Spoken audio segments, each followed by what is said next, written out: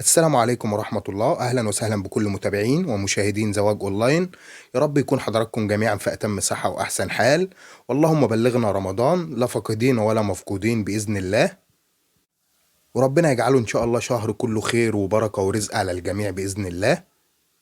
ويا ريت إن انتوا حضراتكم تذكروا الله وتصلوا على النبي عليه أفضل الصلاة والسلام، خلينا كلنا ناخد الثواب والدل على الخير كفاعله. واحب اقول لحضرتك لو انت بتشوفني لاول مره او حضرتك بتشوفيني لاول مره ومهتمين بالنوع ده من الفيديوهات وعروض الزواج، يبقى اشتركوا في القناه وفعلوا زر الجرس على الكل علشان يصلكم كل جديد من عروضنا اللي احنا بنعرضها باستمرار، علشان نقدر نساعدكم في اختيار شريك العمر المناسب ليكم. ويا ريت حضرتك او حضرتك ان انتوا توقفوا العرض ثواني وتعملوا لايك للفيديو وتكتب لي كومنت فيه تشجيع او طلب من حضراتكم.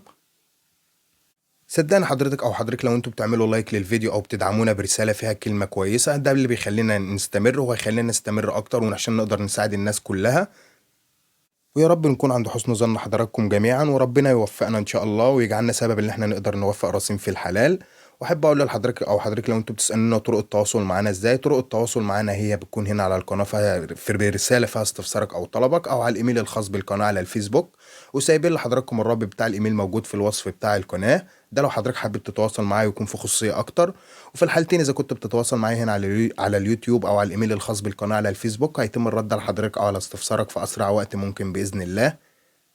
العرض اللي معانا النهارده لمدام مطلقة على قدر كبير من الاحترام والجمال، بترغب في الزواج والاستقرار مع إنسان محترم يتقي ربنا فيها ويصونها ويكون سند ليها. كود العروسة هو 524.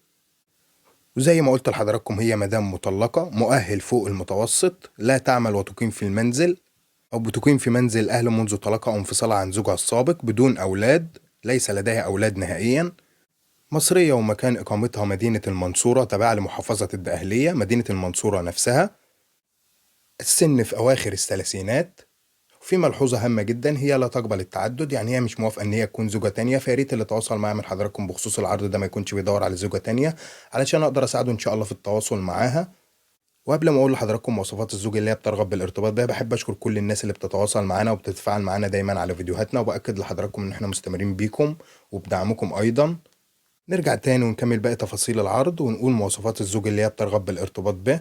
اولا زي ما قلت لحضراتكم ان هو يكون مطلق او ارمل، لان هي لا تقبل التعدد زي ما احنا قلنا. وفي نفس الوقت يكون سن مناسب ليها، ما يكونش فرق السن بينهم كبير، ويكون ان هو قادر ان هو يفتح بيت ويقدر ان هو يعيشها عيشة كريمة. وفي نفس الوقت ان هو يقدر يوفر لها شقة خاصة او للاقامة فيها معه بعد الزواج ان شاء الله، لان زي ما احنا قلنا هي بتكون في منزل اهل منذ طلاقها او انفصالها عن زوجها السابق. ويكون حسن الخلق والطباع ويتقي ربنا فيها ويكون مصلي وملتزم.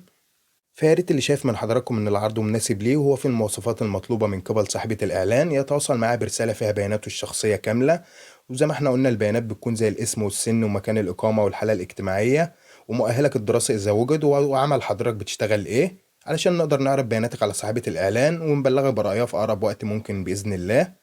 وبكده العرض ده بيكون خلص، لكن عروضنا لسه ما خلصتش، فتابعونا باستمرار لاختيار شريك العمر المناسب ليكم.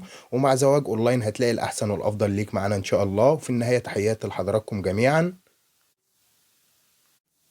السلام عليكم ورحمة الله، اهلا وسهلا بكل متابعين.